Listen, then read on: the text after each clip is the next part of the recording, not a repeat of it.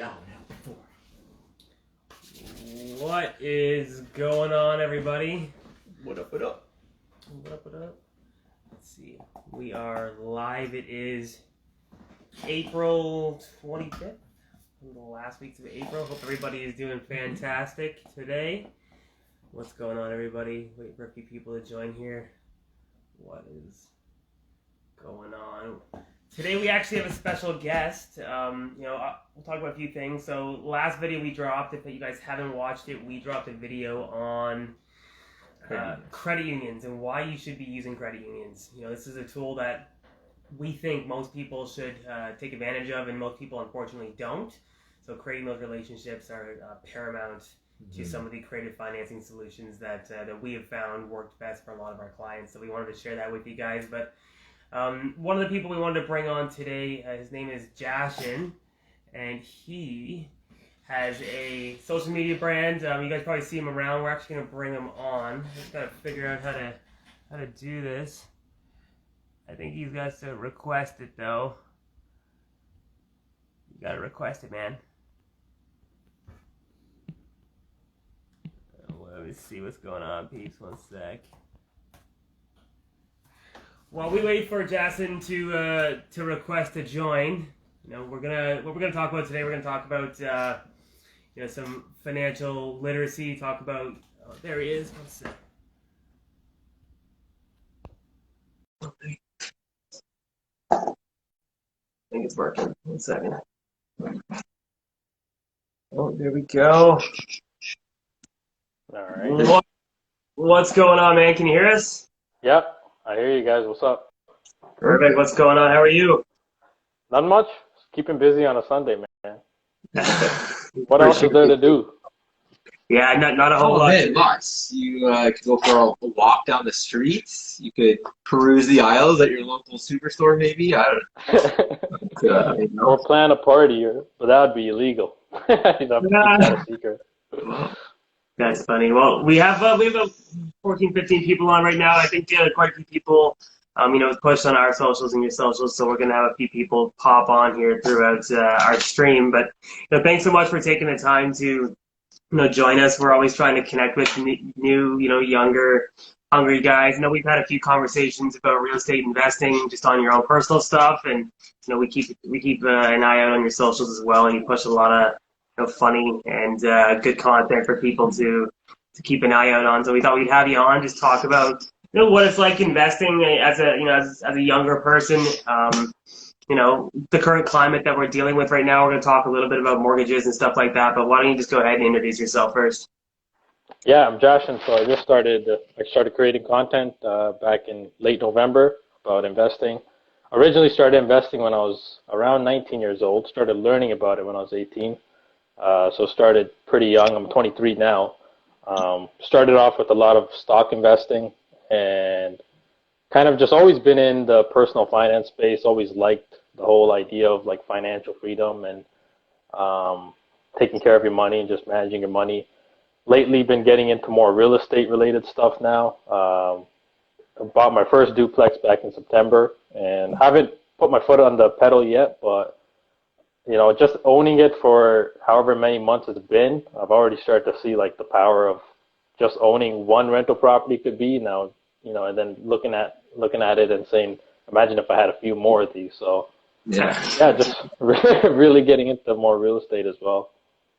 And that's the power of owning property, right? And that's kind of what we specialize in helping people do. Once you figure out how it works with one, the compounding effect of appreciation over time definitely helps exponentially grow your net worth, which is a power that obviously you and I and Aaron are all sharing at the moment right now. So let's get into the current situation of where things are at the moment. Market wise, I wouldn't say things are softening, but things we're not seeing as many bids going on properties. Yeah, I think overall we're not getting as many of those 60 to 80 offers on a property on a listing, and it's starting to get spread out a little bit. Inventory isn't crazy high, but I think it's increased a little bit since the beginning of the year when we were just super minimal inventory. And I think a lot of people are just kind of tired at losing out on these huge multi-bid type scenarios too. So I think there's a little bit, a pullback from buyers. But I think for the most part, it's still pretty sturdy. It's still pretty strong. We're definitely not slowing down. Some of our industry partners aren't slowing down too. So as much as some people have pulled back, I think the whole market's still pretty hot, still pretty fast. For sure, yeah, we're definitely seeing a big spike in, maybe unknown secondary markets. So everybody knew about Windsor after everything happened in Windsor this year, but we're seeing a lot of properties being sold in Sault Ste. Marie, in Chatham. Chatham. Chatham's a big market right now. The price per unit is really low at the moment, but the overall rent is actually really high in that area. So we're seeing a lot of movement there. We're just I wouldn't say the market's slowing down, but it's definitely I think it's changing a little bit for sure. Everybody who maybe got a little bit tired out of putting an offer in decided maybe to calm down, and we're seeing a lot more people execute at the moment. Yeah. Do you from like an investor standpoint, do you see the market change as quick? I mean, we kind of see we're kind of like in a hub position where we see a little bit more, obviously a lot more stuff come across our desk. But from your end, can you like how soon do you notice when a market changes and while you're buying and realize you might have to pivot markets or start looking at some other strategy? Yeah, it's normally when your realtor tells you there's less offers. There's not like 30 offers on a property anymore. You may be competing with maybe 15 other offers now, and I believe there was an interest rate change recently, which I think may have played a factor in. I don't know if it did, but you could start to just kind of feel it. There's homes staying on the MLS for a little longer. The offers are getting maybe a little less competitive, and you're starting to see a lot of people branch out to other markets. I've heard a lot of investors go up to Sudbury. Yeah. St. Sault Marie was another one that a lot of people are going out to. I started getting wholesale deals and emails from that area now. So you start to kind of feel it. If you keep in touch with your agent, I think they'll give you the intel on how it's going and what the kind of vibe is around the market. Yeah, we've seen Sudbury for the last year. It hasn't been as it's been consistent, but not as plentiful in terms of just deals coming across from our desk at least. I'm not sure what some of the others in the industry have seen, but it's been steady though. At least once or twice a month we see 2 or 3 different deals in the Sudbury area. So it's always been popular. Timmins has been pretty popular if you get the right deal, and Sault Ste. Marie is getting some energy as well too, and starting to see a lot more deals in the Sault Ste. Marie area. Yeah, and obviously the St. Catharines area and like Niagara, that's already been hot as ever. I mean, Hamilton especially, as far as I've heard and seen from other investors, that's been a hot market for a while as well. So. Yeah. Yeah, strong rent, strong appreciation year over year. The infrastructure being dumped into Hamilton is, it's undeniable, and they're obviously trying to regentrify the area and develop it in a way. Obviously went through that dip where a lot of industry left. It was a blue collar place to work, but now a lot of money being pumped into the actual infrastructure of it, which is good. A lot of strong buyers. I know something we don't usually talk about a whole lot on here is stocks. I keep a little bit of track of the market now and then. I try to keep track of what's going on. I kept my eye on that Coinbase IPO that happened last week and a few other things. But I know you are a strong proponent of purchasing stocks. Obviously you have a diversified portfolio of stocks and real estate. You want to talk a little bit about that? Yeah, I think, normally your audience is very primarily real estate investors. But I've seen a lot of other investors decide once they've built up a real estate portfolio, they start to diversify into stocks a little more as well. Stocks can be a great place. Obviously, they're liquid investments, right? So that there's pros and cons to that. Like, you could easily liquidate a good position. At the same time, if you need the capital for other investments, like let's say you want to put a down payment on a property, that could be a great place. You could put your money in the stock market, for a year, up to a few years, saving up towards a down payment. But the stock market has been hot as well, similar to real estate. I mean, stocks have continued to rise over time. Obviously, low interest rate climate. they keep printing more and more money. So that's obviously that money has to go somewhere, and it's reflecting in asset prices now. No, completely agree. I think stocks are interesting because as you said, they're liquid. Depending on how you want to invest it, there are different strategies. You could get a dividend or an equal payment if you're worried about cash flow, depending on how much cash you have. You can invest in certain areas which maybe give you a little bit more reach instead of real estate. Real estate is kind of localized depending on how you purchase. Most people purchase in like a very close area geographically, so stocks allow you to have a little bit more ability to be able to take, what is the word I'm looking for? Exposure to other markets, which is ideal depending on how diversified you want to be. So it's I'm a big fan of stocks, big fan of crypto, big fan of investing in real estate. We help a lot of people that purchase their rentals. One of the things we did want to talk about, because usually our videos are on the video that we dropped the week before. So last Friday we dropped a video on credit unions and why you'd want to use a credit union. So we wanted to talk a little bit about that. Do you have any experience working with credit unions at all? Well, I've had experience with kind of B lenders. I guess you could consider those guys credit unions. They're a smaller bank, but the good thing about those kind of credit unions, as far as what I've heard, is there's obviously a little more flexibility versus you're going to the A banks, the A lenders. The big banks don't have much flexibility. They look at your application, you either qualify or you don't, right? It's more of like checking boxes.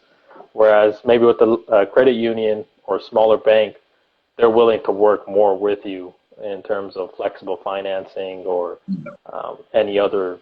You guys know better than me, but they seem to be more flexible with credit unions. And I think in the long run, if you're trying to build a bigger, massive portfolio, maybe working with credit unions is a great solution, right? Because the A banks are normally risk adverse in terms of they don't want to take on huge mortgages or maybe more than 10 mortgages. A lot of people talk about that. So credit unions could be a great option for people looking at like really scale.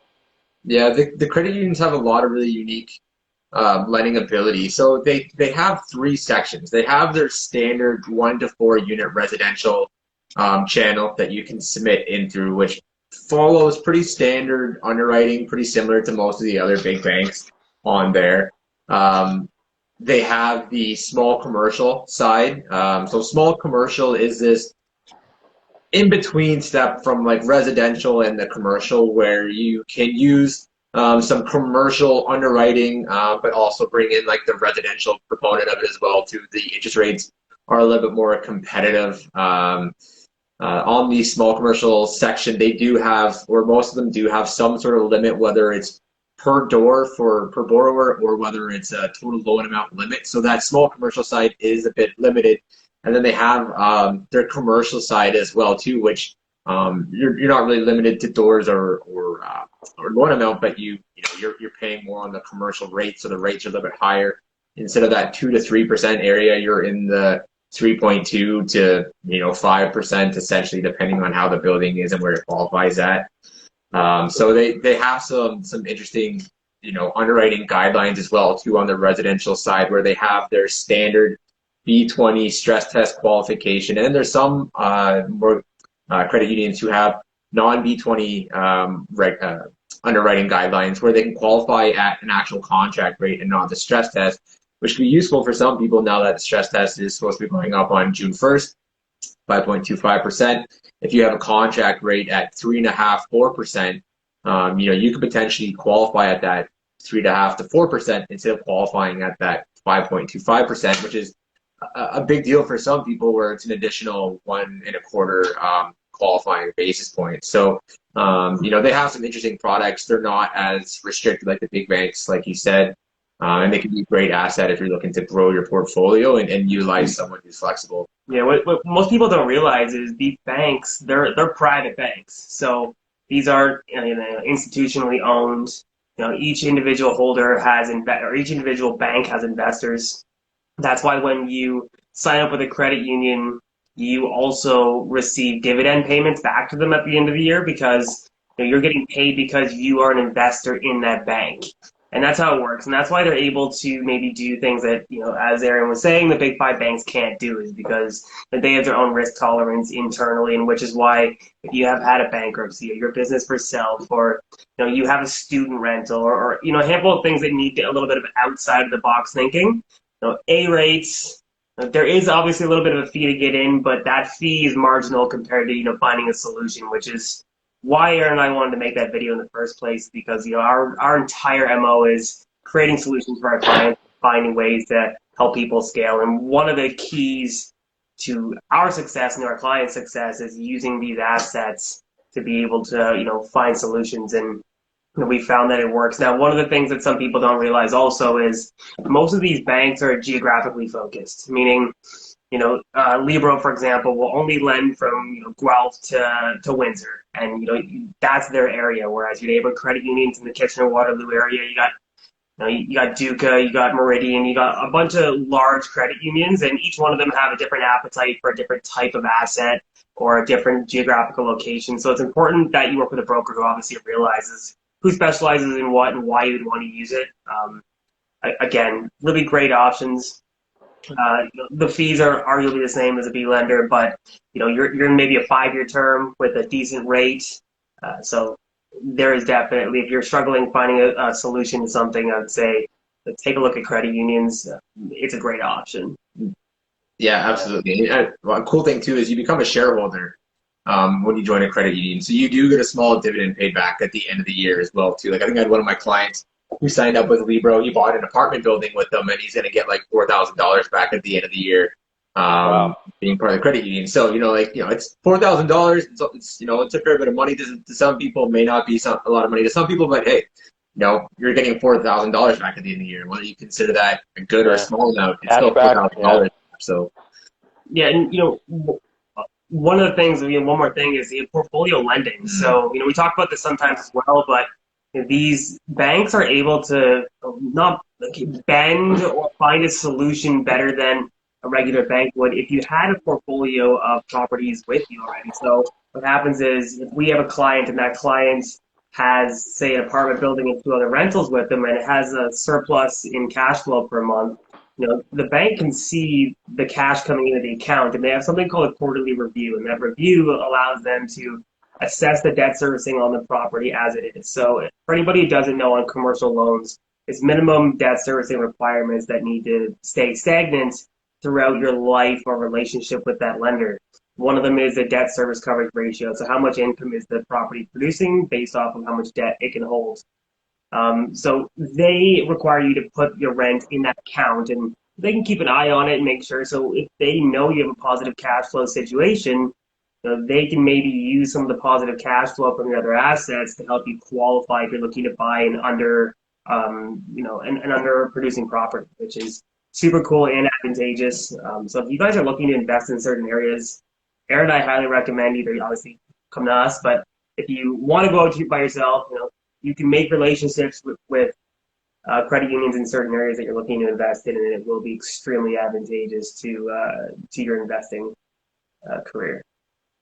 Yeah, and I think a lot of, especially a lot of beginners who are just maybe starting out. I've spoken to other people who are looking for their first or second or third property, and they kind of stress over the interest rate. Oh, I'm gonna get charged a higher interest rate, but that interest rate is charged because of the flexibility and the ability that there's a future value to that maybe higher interest rate, because that credit union will allow you to scale easier and more comfortably compared to going to a big bank.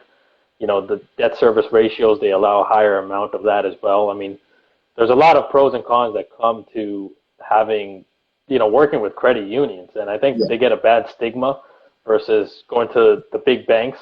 And the second thing is always work with the mortgage broker. I always tell people, like, anytime I'm giving out any, real estate or mortgage related general information, I'm just like, this is very general information, but you go to a mortgage broker, they'll figure it all out for you. And I don't think you want to put yourself in that position of dealing with the banks directly. And, you guys know who to speak to within a credit union or a bank. So just put it in your guys' hands, right? Yeah, and it all comes down to maximizing your process, right? Unless you are a full-time, fully invested investor, and your, every waking second is spent finding properties and hunting, you have something else in your life to do. If you're, a part-time investor, you have a 9 to 5 day job, you have some sort of job, you have some sort of family life going on.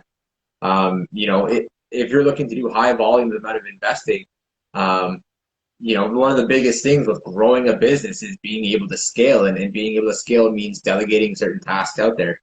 And, yes, there's a cost to using a mortgage broker in some situations, not always, but in some. But if that cost is allowing you to go out to more viewings, spend more time on the properties that you're already working on and renovating, creating more strategies, finding ways to put more capital together, whether it's private funds, investing funds, why not delegate that off for a small price to be able to spend more time and being able to grow your business, to be able to get out of that 9 to 5 job that you don't want to work in.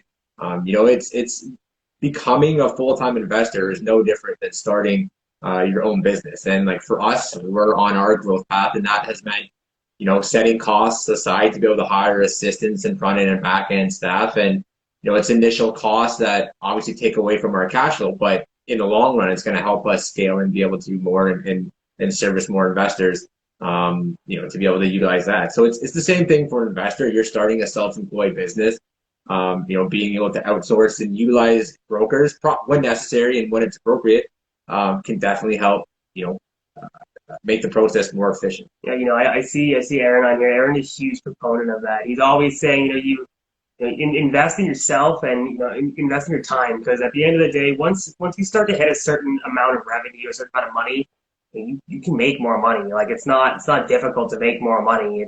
It's difficult to get time back, because no one can get time back. So to optimize your time, pay the professionals to do what they're going to do. Yeah. The reason why somebody's done 40,000 hours to be a master at something is because they're really, really good at it. And just let them do their thing. And we got so many questions in here. I can't. Let's see if we can pull. I was scrolling through them. I couldn't get through all of them. Yeah. So, Jashan, have you been keeping track of stock market? Obviously, I've been keeping track a little bit about some of the stimulus that's going on in the States. Canada, the new bill or new budget just came out last month. Pretty staggering numbers in regards to how much we are going to be allocating to the 2021 budget. Any thoughts? Yeah, well, the stock market's been rising as usual, and I think with the amount of government printing, it's not enough to put into other asset classes. Like if you're getting, let's say in the U.S., $1,400 stimulus check, you're not putting that on a down payment or anything. No. So a lot of it is just being thrown into the stock market, and it seems like there's this, this increased popularity among investing, especially in the last year or 6 months. And I've been investing for 4 years, but I haven't seen the amount of increased popularity among investing in general. Like everyone wants to become a real estate investor now. Everyone wants to put into the stock market now. So you're getting a lot of these, youngsters who, they're playing with custodial accounts, but they're putting money into the market. They're learning about it, and obviously they're doing it through Robinhood and trading crazy amount of stocks. But they're putting money into it, which is obviously nice to see. I think for the rest of the year, at least 2021, I think the market will be pretty steady, steadily upwards at least. And GameStop or real estate, at least for the time being, it is. But yeah, I think for the rest of this year, I think the market, whether it's real estate or stocks, I think it'll keep going upwards for the time being. I think they'll keep interest rates pretty low as well, which helps. I think we've never really been in a time when investing has been so easy too. Like Wealthsimple was created. People can now go to Robinhood or Wealthsimple, open up an account in about 10 minutes. You don't have to go to a trading account. You can verify, wire money. People now have the ability, and information shared so rapidly now that people can invest very easily, and it's not too difficult anymore. And now with TFSA accounts, there's no implications when it comes to trading if you have a certain amount of cash in your TFSA account. So, it's definitely a rise. And obviously, this year the meme stock became a thing. So, conventional finance kind of got thrown out the window this year. Everything that we really know in regards to our actual financial system printed few trillion dollars. So it's Just a little bit. interesting to say the least. In regards to real estate, we were talking about this before before we got on here, but we don't see it slowing down or really stopping. As we said before, there are some industry leaders at the moment who are forecasting a softening in the market at the end of this year. CMHC and Remax and Royal LePage came out with their projections. Now, their projections obviously aren't as bullish as most of the investors, but something to keep in mind. When I make a decision, we always try to look at both sides of the equation, but also keep in mind CMHC went out and said that the market was going to tank last year, and it went up faster than we've ever seen. So, I think right now when we see the printing of money and we see what's happening with the stimulus and what our government is doing to prop up our market, stay in assets. Cash is dead. Cash won't help you. And if you do see some sort of high inflation, which some economists are calling high single-digit inflation within the next 12 months, it goes against what the Bank of Canada is saying at the moment. But assets will semi-protect you. Obviously, as you know, keep an eye on some of these valuations that some of these stock companies have. 35, 40 times revenue. I don't know if that's if there's any actual merit to how Tesla was at 1,000 PE ratio, which is just insane. Now, I mean, I get the reason why people are evaluating Tesla at that, but that's across the board. All these tech companies have gone crazy. Triple digit valuation. Some of these companies, right? And, do you see obviously, back in say 10 years ago. You saw the emergence of the dot-com bubble in the 90s, and then it tapered off, and then it started to come back up. And how they valued stocks back then or equities back in the day. Do you think that that's still reflective of the companies that we have now, or do you think that people are wrapping their head around and not just making decisions anymore based off of a profit loss statement anymore? They're making decisions based off of maybe what an exponential growth looks like, or the perception of what a company or a person is going to do. People aren't necessarily investing in returns anymore. They're investing in maybe a thought or an idea that somebody like Elon Musk, for example. Obviously, this guy's a juggernaut. He's going to be on Saturday Night Live next week. He's going to bring us to Mars. He's revolutionizing the world. I think a lot of people are investing based off that thought now and not necessarily off of maybe fundamentals. Yeah, there's a lot of momentum investing going on. There's a lot of people who are kind of betting 5 years down the road, and that's why you see a lot of,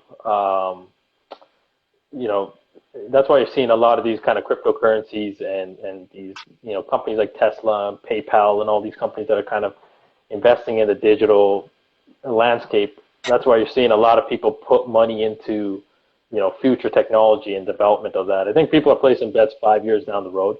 I think the tech companies, are they reasonably valued? I don't know. I mean, it's hard to say. I mean, when you're trading at 100+ PE ratio, but I think there's good reason for it. We are more dependent on technology now than ever before, especially with everyone working from home. Even in the real estate landscape, we've all seen it. You're doing everything digitally almost, right? Nobody's even visiting properties anymore. You're literally signing papers on a phone and watching live tours on realtor.ca or something, right? So I think the reliance on technology will continue to go. So the valuations are high. Blue chips have been pretty boring. No one's putting money in them. I think they deserve a little more respect. But I think they'll be here to stay for a while. But yeah, a lot of people are placing bets on the future.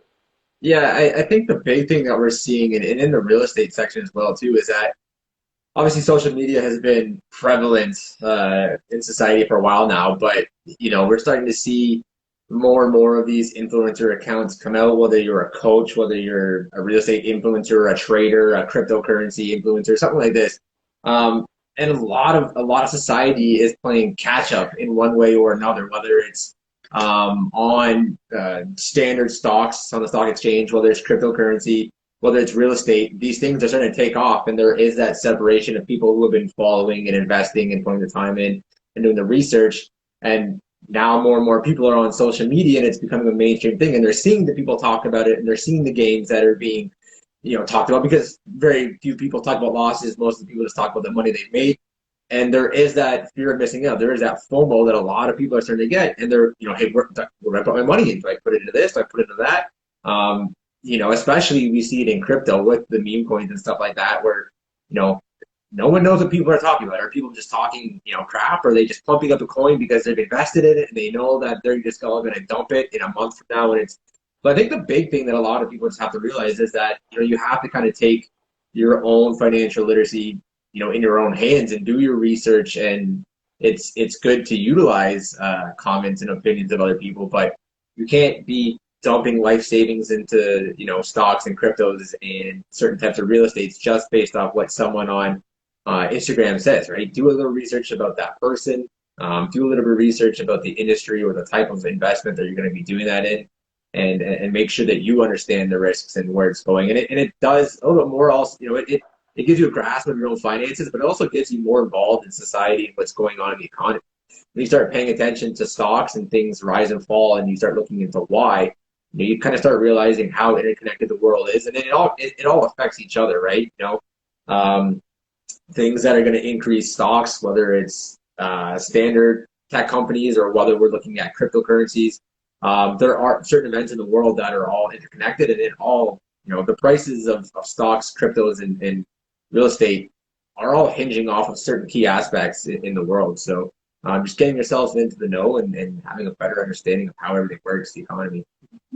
Which is really how we came to meet. Your whole MO is you're teaching people financial literacy, how to invest, some right moves. Obviously, our generation, or roughly our generation, it's not quite there. We've all grown up in this kind of world with rose-colored glasses where everything's perfect. Our parents came off of the baby boom, like our baby boomers were grandparents, and then our parents got to enjoy the wealth of that. And as we can see, some of the repercussions of the world that we were born into aren't necessarily favorable to us anymore. I'm going to be straight up, and Aaron and I have said this many times. You have 3 to 5 years. If you aren't in a house or a piece of real estate in the next 3 to 5 years, unfortunately, real estate is going to become unaffordable for you. Unless your parents leave you money, it's going to create a divide, and that divide is going to get larger and larger because assets that grow in cash flow, there's nothing quite like them. And so, it's really, I think you're going to see a large push for our generation, or the people who really want to own houses. They're going to find ways to do it, but it's going to be a whole lot of just refinancing and homeowners buying other homes after that. The barrier to enter the market is going to be too high if we stay on the trajectory that we're at. Yeah, especially, things have gone pretty expensive. Especially just in the start of New Year, I was looking at house prices in January and February. People were going nuts. And those prices haven't declined. They've just kind of stayed steady. Yeah. But I can imagine 5 years from now, we're going to say, today was pretty cheap to buy a house. Yeah. 5 years from now, it'll be a lot more, especially, with a lot of the inflation that's coming. It's going to become unaffordable for the average person who doesn't decide to save and invest money now. It's going to become almost impossible, at least in Ontario, right? Yeah. Well, if you think about it, what the average income in Canada is $50,000-$60,000. Say your household with $100,000. You know how difficult it is to save even like $60,000-$70,000 for an average household in Canada. It's extremely difficult. So yeah, unfortunately, if you don't have cash or a family that has money, making the right decisions or finding creative ways to make cash or get into properties, I think that's going to blow up. Obviously, Aaron and I, we built a business around finding creative ways to help people, grow wealth and get into properties. But we obviously expect to see that increase over the next 3 to 5 years as affordability becomes more difficult for the average person. Yeah, I think the big thing that a lot of people get away from with home prices is just simple supply and demand, and what factors increase valuation of land and of buildings. As population begins to increase, and we're going to go back to higher immigration numbers coming over. There's been some stoppage. I don't know if it's fully stopped right now, but it's definitely slowed down during COVID. So we don't have the same levels of immigration coming over right now and buying homes. But once that's opened back up, and it will open back up fully, That's definitely going to impact the housing market just with more buyers coming over. It's going to increase population. As population increases, we have greater need for larger density type buildings. So there's going to be a movement getting away from single family, single unit buildings to getting into medium and high density, whether it's low to medium townhome like town rises, or whether it's large apartment buildings. As developers are needing more space in the downtown cores area, that's going to drive the value of properties up to the more needed the land is, the more expensive it's going to become, and that's going to have an effect. Cost to build supplies. Supplies to build a home are skyrocketing through the roof right now. I hope you bought some lumber stock.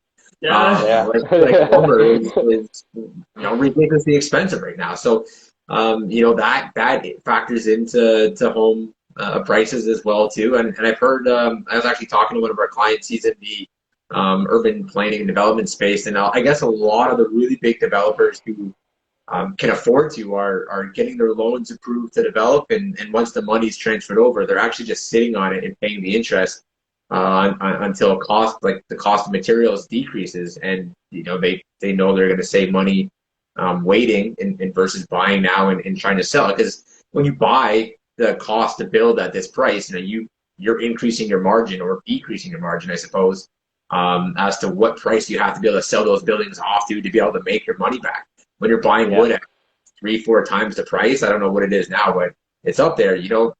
When the majority of your house is made of that lumber, now instead of selling your house at $500,000, $450,000, now you have to sell at $600,000, $650,000, and that alone has a huge impact on the cost of a brand new build. That's without being any other recent sales in the market. Just to build and sell this house for the developer to make money, he's got to sell it at $650,000. So there's a lot of really basic costs like that are increasing the market.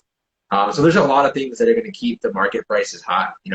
Much like the stock market, it's a cyclic market. There's going to be dips. 2008, there was obviously the large housing crash.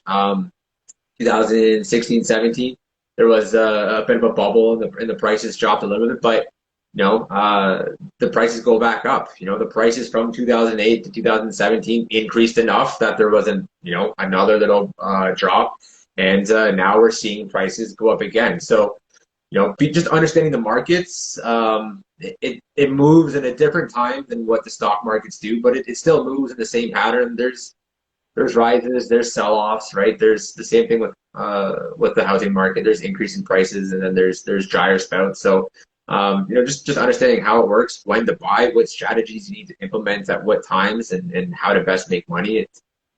There's always an opportunity. You just got to be able to adjust your strategy. So for the people at home, one of the main reasons for this specific situation we're in is scarcity. There isn't enough inventory on the market, and that's obviously driving, and it's a huge need for homes. But it's just driving the price up because there's no inventory. Now, one of the things the government could/should do, is allow cities to annex. Now, there was a bill that was passed.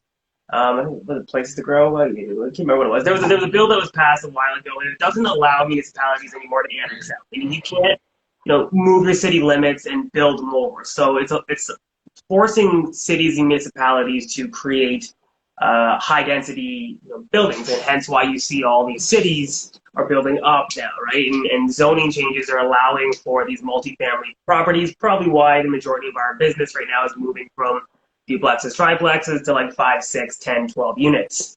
One of the ways that I foresee the government maybe slowing the market down or trying to find a solution to this would be to open up permits to allow developers maybe an easier path to developing, mid to high density residential property.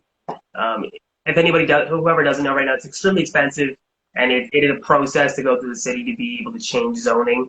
Obviously, the way that development works is you get the highest and best use case for the specific piece of land you're looking to develop. Now, if you change the zoning, that can drastically change the value of the property, and then that's how you kind of get into the building process.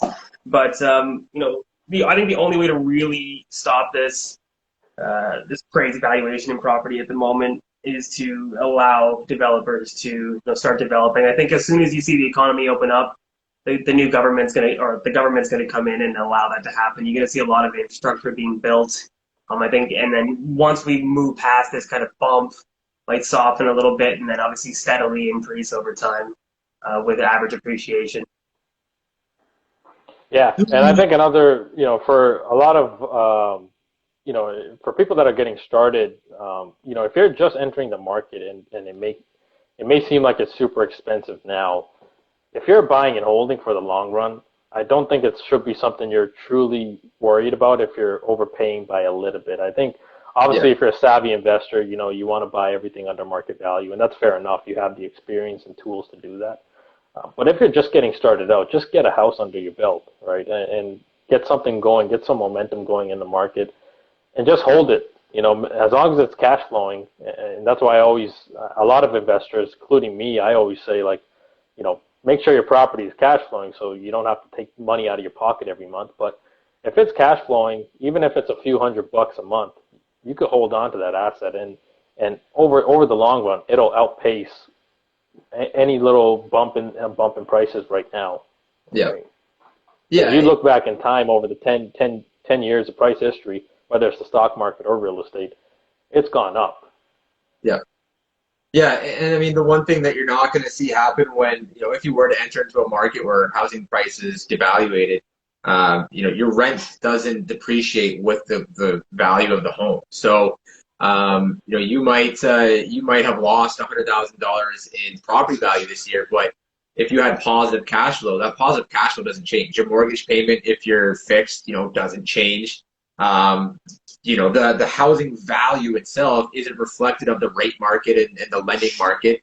So just because your property value decreased, it doesn't necessarily mean if you had a variable rate, your mortgage payments have gone up. They may have also have decreased, depending on what type of stimulus the lenders were looking to do. So having that cash flow definitely helps to make sure you're staying strong in a down market. And I know not every purchase may have positive cash flow. If you're assuming a tenant that rent might be under rented, but as soon as you can, make sure you get that rent back up. But there are ways to help protect yourself when purchasing real estate to be able to survive through those down markets. Same way as investing in stocks, like we talked about. There's dividend payments, and then there's just appreciation stocks. Being able to have a little bit of both and offsetting, your ability to appreciate or depreciate a value in the stock with dividends can be a good way to help keep yourself afloat in those tougher markets. Same with real estate. Completely agree. And as Aaron's just said right here, now don't be scared of getting into these prices. 100% financing does exist. Yeah. Don't call us and be like, "Can you get me a house with no money?" It does take some creativity. You have to go hunt the deal. It doesn't just show up, but there are very creative ways, and for motivated people, there are ways to get in with zero down payments, depending on the strategy you're looking to implement. So if that's something you are looking to do, yeah, just making sure everybody knows not to call for 100% financing. Yeah. We have the conversation. You get a lot of people calling for 100% financing now. Yeah. The call usually goes like this: calls them up, say, "Hey, you guys get 100% financing. Or can you get financing in the building, and can you get me the money to renovate it as well?" It's like, you gotta have some sort of skin in the game, guys. But for a really good investor, we have seen 0% VTBs. If you're able to create a relationship with the seller and be able to creatively find that way to be able to get that down payment, and we can definitely make something happen. So 100% financing does exist, but you gotta help us help you. Have something right. to bring to the table for sure. I got you. Right on, guys. Well, we appreciate everybody obviously tuning in today. You guys could have anything on Sunday, but you decided to hang out with us, so we really appreciate it. For anybody who doesn't follow either myself or Aaron or Jashan, all of our stuff is going to be down below. Hit us if you don't follow us. Click follow. We're always trying to pump out content and give you guys as much valuable information as possible. Also, check out our YouTube channel. If you haven't, please subscribe. We are trying to obviously pump out information on there as well. Josh, anything else you want to say to everybody? Nothing else right now. Just take care of your money, because you're gonna need it more in the future than you need it now. So 100%. Take care of your money now, invest now, and you'll live a better life in the future. That's the main thing. Yeah, your Don't future want to self. have money problems. You don't need to. I mean, it's a choice, right? Yeah. All right, guys. Thanks so much. Take care. We will see you all next Sunday. All right. Take care. Thank you, guys. Bye. Hey, Jashan.